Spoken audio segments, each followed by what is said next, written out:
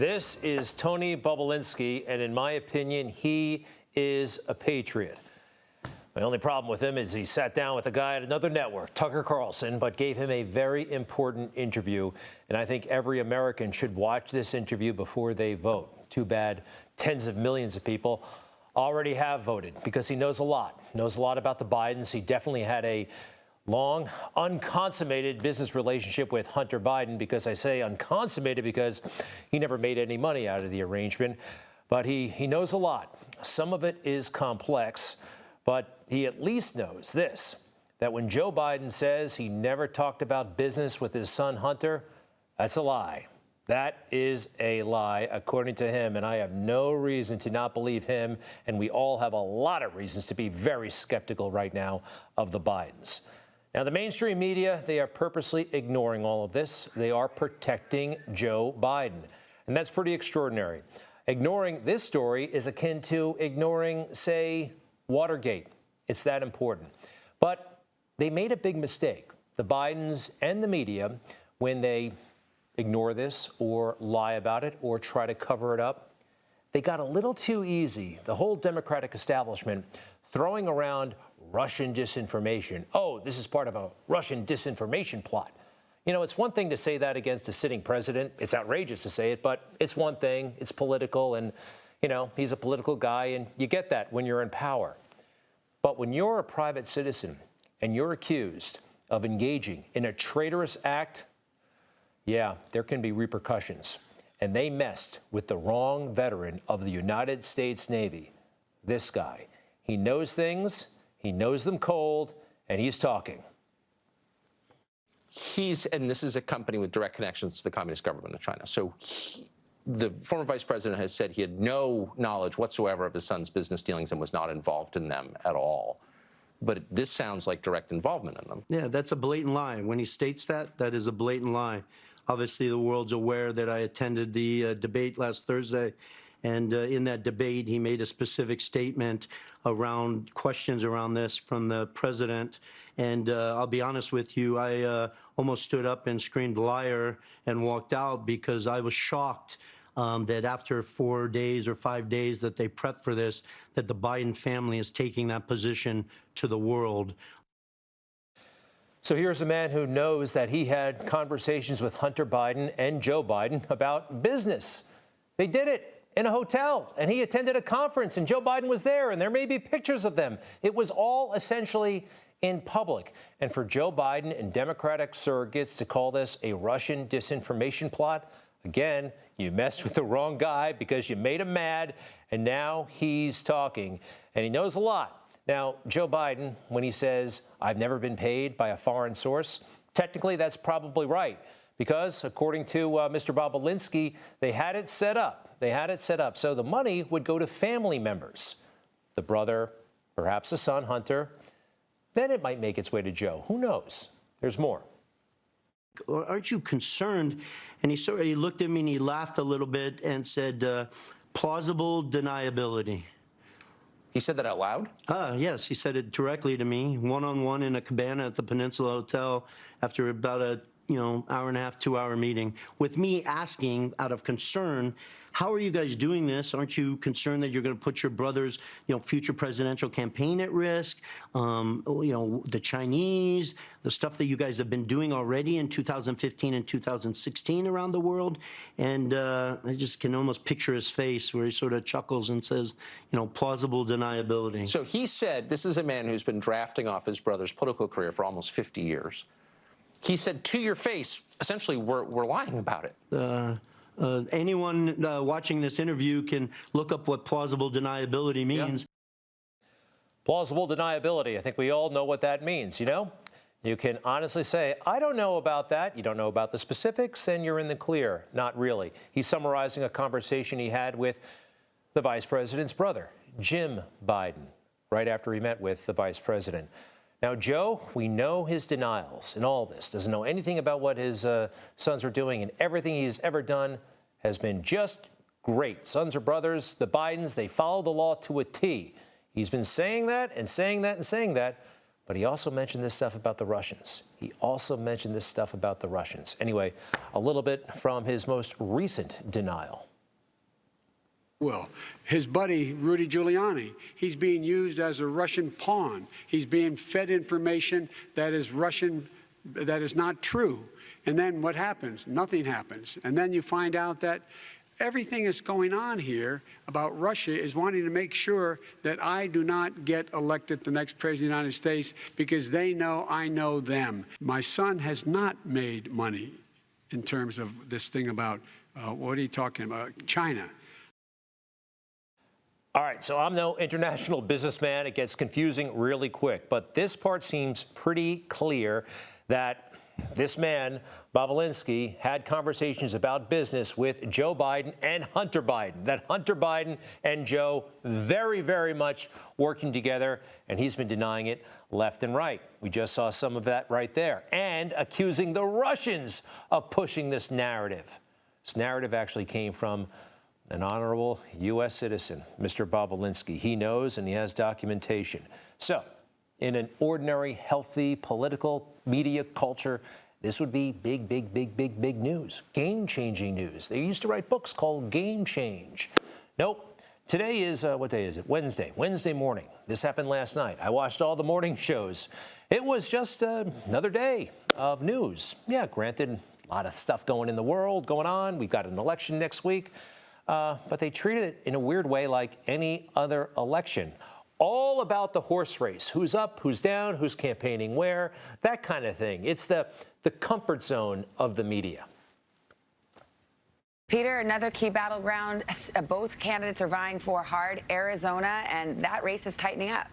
Yeah, Savannah, you're right. The desert could be decisive in this election. Arizona, the traditionally Republican state, with 11 electoral votes up for grabs. And it's not just the presidential race there that's going to be crucial. Arizona also has a hotly contested Senate battle that could help tip control into the Democrats' favor. Savannah? All right, Peter, thank you very much. See what's happening? It just emerged the night before that we got a guy who's very credible, who knows the Bidens, who's saying, hey, they're lying. Hey, they've been doing business overseas and lying about it, and they got a system set up to pay Joe. Maybe it's not 100% conclusive, but these are questions that should be raised, right? And I'm particularly annoyed with Savannah. Again, all they talked about was the ordinary stuff that they talk about this time of year. This is game-changing information. Savannah Guthrie knows better. Sure, she was kind of nasty a couple of weeks ago in that town forum, but way back, I think it was in February, she had an interview with Joe Biden, and she went for it. We all know this Burisma stuff doesn't make sense, and Hunter getting a job. And she asked him right to his face. Do you think it was wrong for him to take that position? No. Knowing that it was really because that company wanted access to you? Well, that's not true. You're saying things you do not know what you're talking about. No one said that. Who said that? Don't you think that it's just one of those things where people think, well, that seems kind of sleazy. Why would he have that job if not for who his father was?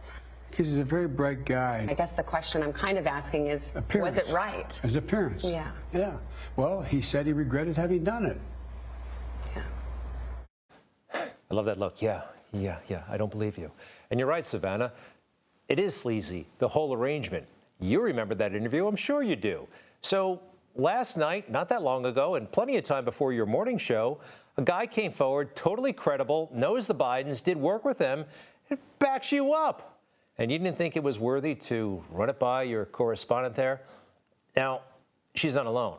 Everybody across the board in the mainstream media world, they've been skipping this. George Stephanopoulos didn't touch it with a 10-foot pole, even though he makes $20 million a year. I guess he didn't touch it because he makes $20 million a year. All these people are paid ridiculous salaries. Ridiculous salaries to not tell you the truth? That's Michael Strahan. I actually like him. I don't blame him, although he probably is worth $200 million. But we don't expect the big, serious questions from the sports guy, or do we? I don't mean to put him down, but all right, Michael, why didn't you ask the question? Who else we have on in the morning?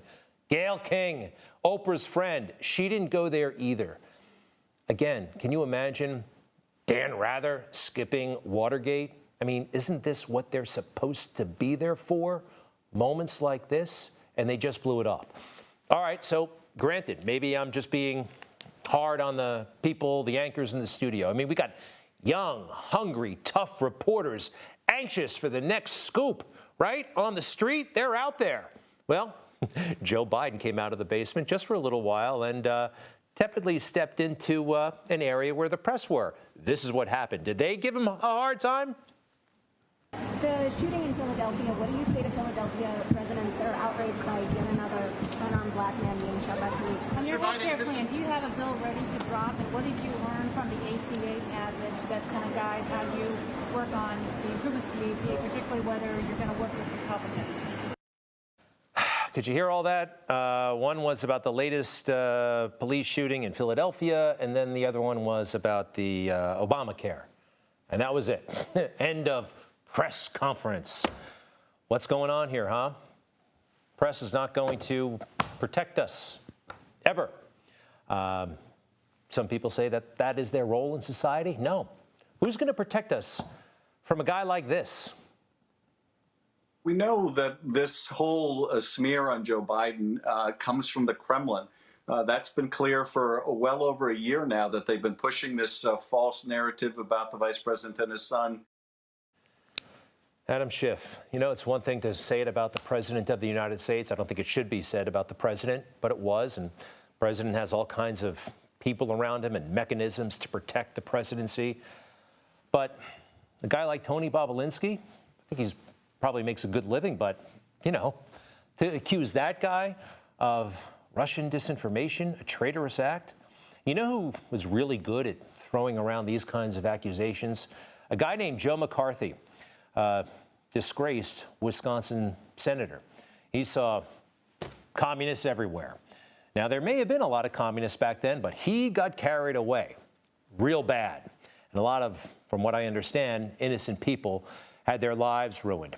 But finally, one day, he was called out by an Army lawyer by the name of Welch. And we didn't have the internet back then, but this was something of a viral moment in its day. Let us not assassinate this lad further, Senator. Look, you've done enough. Have you no sense of decency, sir, at long last? Who's going to stand up and do that now? They've silenced the media, most of them, really. Big tech, they're running scared. Everyone seems to be in it for themselves. I don't know. No sense of community here. It is a scary time. Is that what I see there? Yeah, scary state of affairs. I don't like what's happening. And you know what? The rich, they keep just getting richer. And those who are well-connected, boy, they're set. I noticed that people of a certain income bracket don't seem to be particularly stressed about what's going to happen next week, because win or lose, they're going to be fine. What about the rest of us? It is a crooked system. And boy, oh boy, when Donald Trump goes back for a second term, he really has to clean up that swamp. What a swamp it is. Because, you know, the Bidens, they aren't the first to cash in on their name, but Tony made it clear that that's what they're doing. So I just want you to assess once more, is there anything about Hunter Biden's personal experience, personal qualifications that would justify him doing a deal in Kazakhstan? Absolutely nothing. The only thing that he had was the Biden family name and the fact that his father at one point obviously was a sitting vice president and potentially would run as a future president. Now, that statement actually isn't scandalous. Not scandalous at all. That's the way it works in Washington. Just ask George W. Bush back in 1992. At this point, his father was president. He was not yet governor of Texas. He was just a guy with a big name, and he wanted everybody to know it. When you're the president's son and you've got unlimited access combined with some credentials from a prior campaign, in Washington, D.C., people tend to respect that. I mean, access is power. What a crummy system. And no wonder the Bushes don't get along with the Trumps, huh?